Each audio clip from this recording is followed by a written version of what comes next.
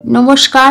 আমরা আগের ভিডিওতে জেনেছি শনির সাড়ে সাথে, তার সুপ্রভাব কুপ্রভাব এবং শনির সাথে রবির কানেকশন হলে কি কি ঘটনা ঘটে এবং তার প্রতিকার। এই ভিডিওতে বলবো আমাদের ভাগ্য বৃদ্ধিকারক গ্রহ কোনটি। এটিকে কিসমত গ্রহ বা লাকি প্ল্যানেট বলা হয়।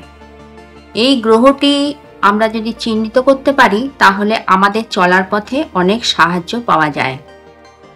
আজকে আমরা জানব যে আমাদের ভাগ্য বৃদ্ধিকারক গ্রহ কোনটি এবং পরবর্তী ভিডিওতে জানব যে যে গ্রহটি আমরা চিহ্নিত করলাম সেটিকে কি করে আরো বেশি উন্নত করা যায় বা তার থেকে সাহায্য পাওয়া যায়।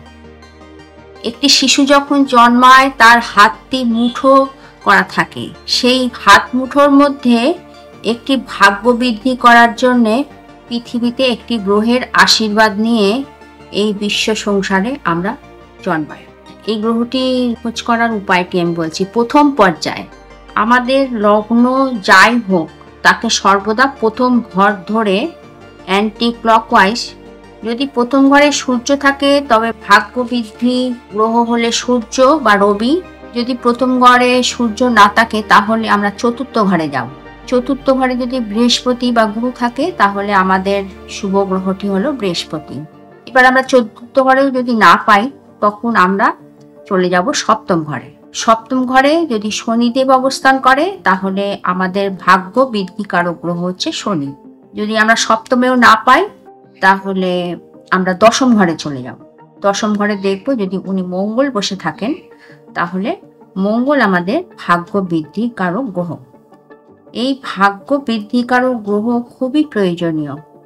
এই গ্রহটিকে সন্তুষ্ট করে যদি আমরা চলতে পারি তাহলে অনায়াসে জীবনের সব বাধা কাটিয়ে আমরা এগিয়ে যাব।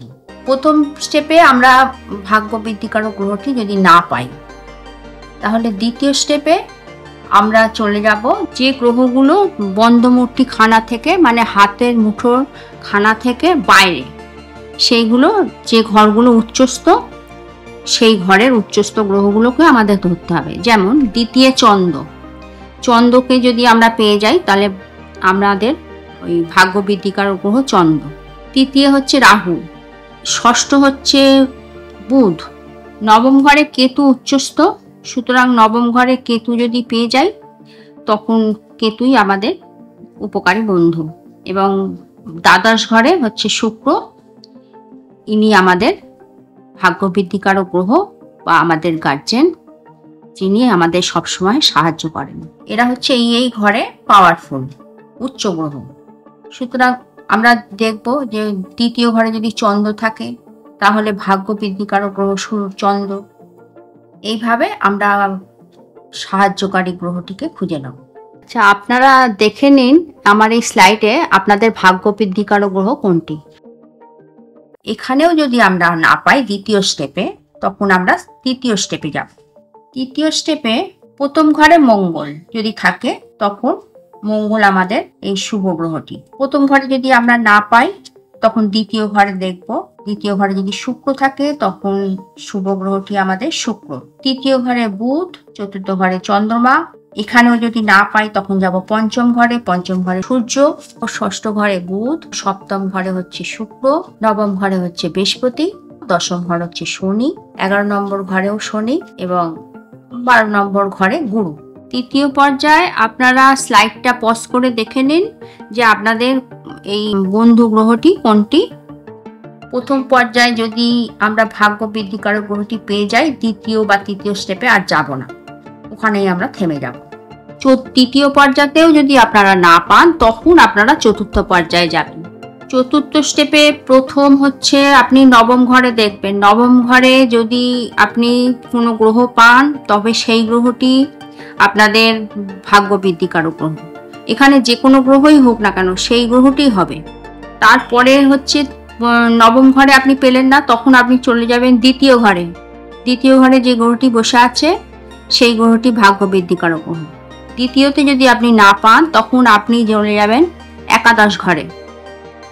এবার একাদশ ঘরে যদি না পান তখন আপনি চলে আসবেন পঞ্চম ঘরে।